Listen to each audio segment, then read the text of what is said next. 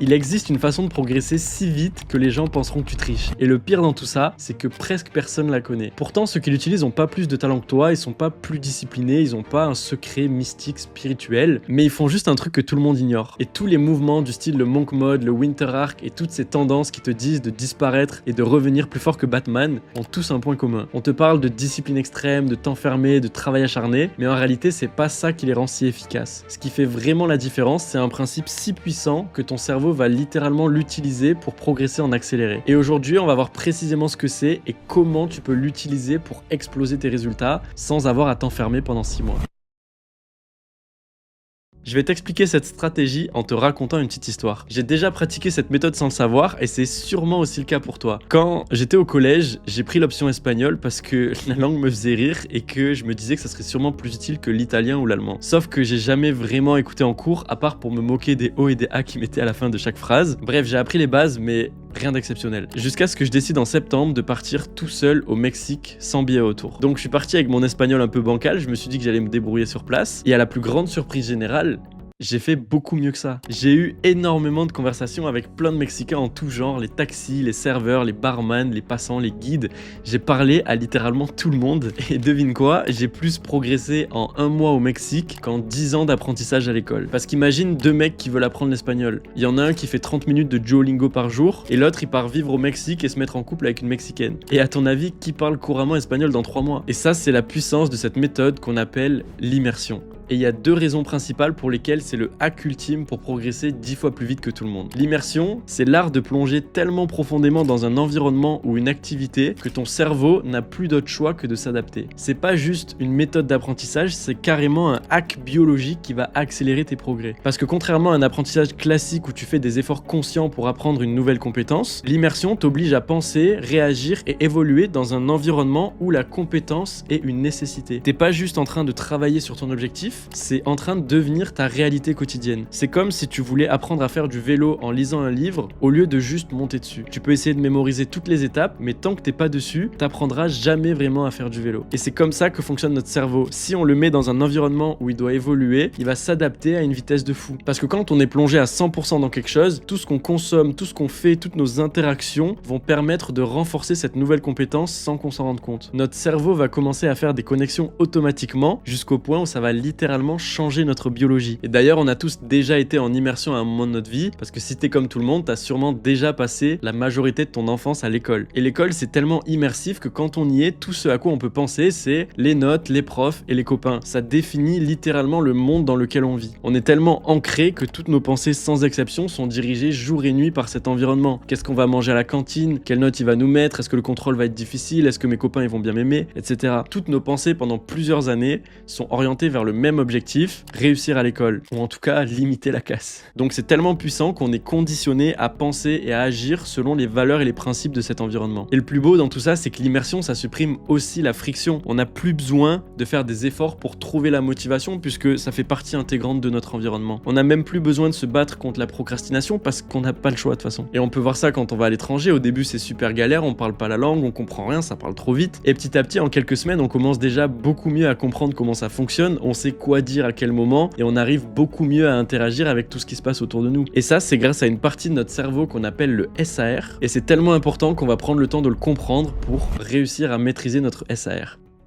Notre cerveau est bombardé de millions d'informations chaque jour, des pensées, des images, des sons, des odeurs, etc. Et le SAR, le système d'activation réticulaire, c'est une partie de notre cerveau qui va agir comme un filtre de toutes ces informations. En gros, ça permet de choisir ce sur quoi se concentrer par rapport à ce qu'on pense être utile. C'est à cause de cette partie du cerveau que quand tu veux acheter une nouvelle voiture d'une certaine marque, tu vas avoir l'impression de voir cette voiture partout. Elles étaient toutes déjà là, il y en a toujours autant, sauf que cette fois-ci, notre SAR a décidé que l'information était utile et donc il a décidé de se concentrer là-dessus. Et c'est trop intéressant parce que ça veut dire qu'on fait pas l'expérience de la vie de manière factuelle, mais seulement à travers notre propre perception des choses. On fait pas l'expérience de la vie elle-même, on fait l'expérience de la vie sur laquelle on se concentre. Bref, c'est quoi le rapport avec notre immersion? En étant en immersion dans ton objectif, tu aides ton SAR à se concentrer uniquement sur ton objectif. Ton objectif, ça devient ta nouvelle voiture. Ça veut dire que tu vas te mettre à vivre ta vie à travers un SAR qui va se concentrer sur la réalisation de tes objectifs. Tout ce qui va t'arriver va te faire penser à cet objectif et toutes les infos vont être filtrées dans un seul but, atteindre cet objectif. Et c'est ce qui se passe quand on va à l'étranger. Notre cerveau va filtrer tout ce qui peut nous permettre de mieux apprendre la langue et qui va nous aider à nous en sortir. On va entendre une expression et on va se dire « Ah ouais, je savais pas qu'on pouvait dire ça dans ce contexte-là et tout, je vais essayer de l'utiliser la prochaine fois. » Et ça t'est sûrement déjà arrivé avec un jeu vidéo, avec un projet dans lequel t'étais investi. Tout ce qu'on va croiser dans notre vie va nous faire penser à cette chose. Par exemple, quand je vais dans un commerce, j'ai encore le réflexe de regarder tout autour de moi, qu'est-ce qui est bien, qu'est-ce qui est intéressant, qu'est-ce qui est pas ouf et de quoi est-ce qu'on pourrait s'inspirer. Typiquement, quand je vais au resto et que le serveur il met 100 ans à venir nous voir, je me dis pas « Oh là là, c'est trop chiant, il met 100 ans », mais je me dis plutôt « Ok, là il est en train de nous faire vivre une mauvaise expérience client, c'est une erreur qu'il faut qu'on essaie de pas reproduire dans notre entreprise. » Et je suis sûr que t'as plein d'exemples toi aussi comme ça de ton côté. Toute notre perception du monde change par rapport à notre objectif important. Et on rentre littéralement dans une réalité où tout a pour but de servir notre objectif. T'es sous la douche, boum, tu penses à ton objectif. T'écoutes un podcast, ça te donne des nouvelles idées. Tu parles avec quelqu'un, pareil, ça te fait penser à ton objectif. Donc le SAR, c'est beaucoup trop puissant. Si on se concentre sur les problèmes, on va voir que ça de partout. On connaît tous des gens comme ça qui voient que le négatif dans n'importe quelle situation. Et à l'inverse, si on se concentre sur les opportunités, c'est aussi ça qu'on va apprendre à beaucoup mieux repérer. Et j'ai une bonne nouvelle, c'est exactement à ça que sert l'immersion. Alors maintenant qu'on a bien compris l'importance de tout ça, on va voir comment appliquer ça dans notre propre vie et comment réussir à entrer en immersion sans avoir besoin de s'enfermer pendant 6 mois. Le premier point pour progresser 10 fois plus vite, c'est de modifier son environnement. Quand on rejoint un pays étranger pour apprendre une nouvelle langue, on devient constamment entouré de cette nouvelle langue et de toute la culture. Notre cerveau va être tellement submergé qu'il va commencer à intégrer des mots, des expressions, des comportements sans même y faire attention. Ça veut dire que pour progresser sur notre objectif, ça va être extrêmement puissant de nous entourer d'un environnement où cet objectif est la norme. Ça peut se faire par l'environnement physique, on peut essayer de trouver des gens qui ont les mêmes objectifs que nous, ou en tout cas des gens qui sont déter eux-mêmes vers leurs propres objectifs et essayer de passer plus de temps avec eux. Ou alors dans un premier temps, on peut aussi commencer par changer notre environnement numérique. Autrement dit, on peut faire en sorte que toutes les vidéos qu'on va regarder, tous les créateurs qu'on va suivre, tous les podcasts qu'on va écouter, tous les livres qu'on va lire vont aller dans la direction de notre objectif. C'est ce que j'ai fait quand j'ai voulu me concentrer à fond sur mon objectif. J'avais pas forcément envie de changer totalement mon entourage parce que je kiffe trop mes potes et j'aime passer du temps avec eux. À la place, j'ai plutôt changé mon environnement numérique. Tous les gens que je suivais, à chaque fois que j'allais sur les réseaux, que j'ouvrais mon téléphone, il y avait du contenu inspirant, il y avait des choses qui allaient m'apprendre des trucs et me diriger un peu plus vers mon objectif. Sur le trajet du travail, j'écoutais des podcasts. Pendant mes pauses midi, je regardais des tutos et même des fois, quand il n'y avait pas de clients ou quoi, je mettais mes écouteurs et j'écoutais des livres audio. Mon collègue directeur avait serré quand j'étais nouveau parce que quand il n'y avait pas de clients, j'allais vite me mettre derrière pour lire des livres.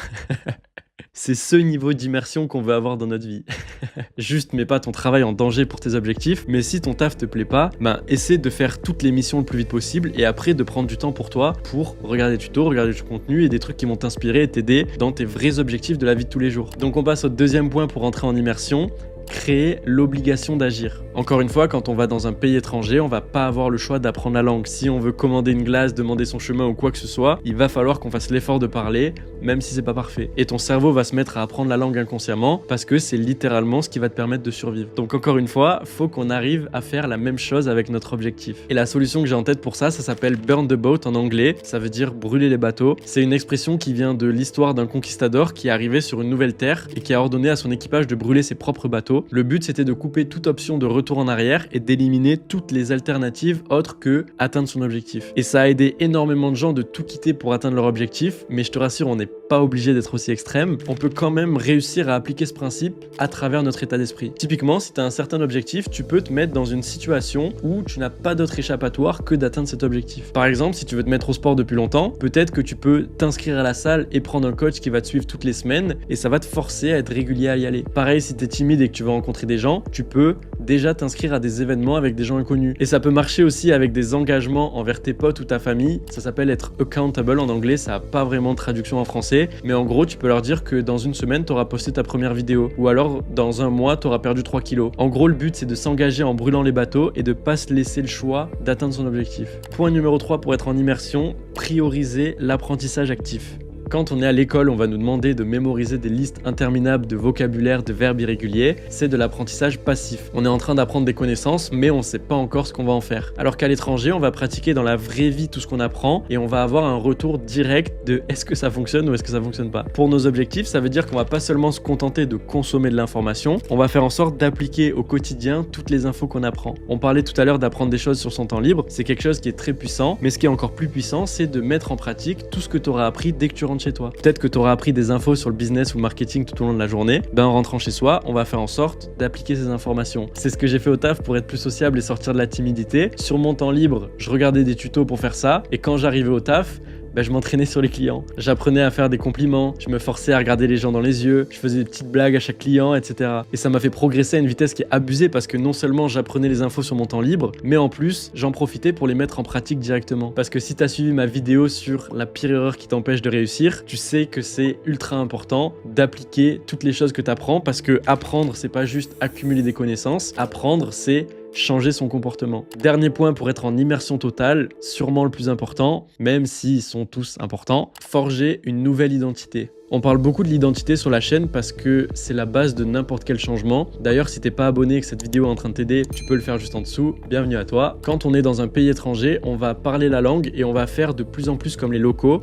Donc, notre identité va évoluer. On va petit à petit passer de quelqu'un qui apprend la langue à quelqu'un qui est local et qui est à l'aise ici. Et encore une fois, on peut appliquer ça dans nos objectifs pour tout exploser en nous concentrant sur la nouvelle identité qu'on veut avoir. Le but, c'est de commencer à agir comme la personne qu'on veut devenir. Je crois que Yomi Denzel faisait ça dans une formation. Il proposait aux gens de s'imaginer la version 2.0 d'eux-mêmes. Le but, c'est de se demander comment agirait la personne qui a déjà ce que je veux et d'agir le plus possible comme cette personne. Si je veux atteindre un objectif, il faut que j'agisse comme le Matt 2.0 qui a déjà atteint cet objectif. Par exemple, avec YouTube, si j'ai pour objectif d'atteindre les 100 000 abonnés, comment agirait le Matt qui a déjà atteint ce résultat? Je pense qu'il lirait des livres, il s'entraînerait sur plein de choses, il apprendrait le YouTube Game, il partagerait des sujets qui peuvent vous intéresser et vous aider, il serait consistant en postant des vidéos, il serait patient, un peu toutes ces choses que je suis en train de faire en ce moment finalement.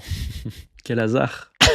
Donc pour résumer, tu peux progresser tellement vite que tout le monde va penser que tu triches grâce à l'immersion. Notre mission, c'est de nous mettre tellement à fond dans notre objectif que notre cerveau n'aura plus aucun autre choix sauf de l'atteindre. Et pour ça, on a 4 étapes super solides. Créer un environnement où notre objectif est la norme, trouver un moyen de s'obliger à agir, mettre en pratique régulièrement tout ce qu'on apprend et faire ça en incarnant l'identité de la personne qu'on veut devenir. Merci de m'avoir tenu compagnie jusqu'ici, tu peux t'abonner si cette vidéo t'a aidé.